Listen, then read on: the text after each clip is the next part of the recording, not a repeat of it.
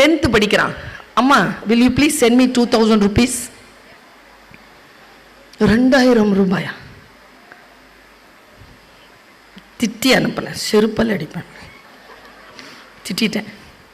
உடனே திருப்பி கேட்குறான், பணம் தானே கேட்டேன், ஏன் திட்டுற? 1 மணி நேரத்துக்கு அப்புறமா 1500 rupees. நோ. அப்புறம் ஒரு 4 மணி நேரம் கழிச்சு கண்ணீரோட 1000 ப்ளீஸ். சி போ அப்படின்னு நம்பிச்சு.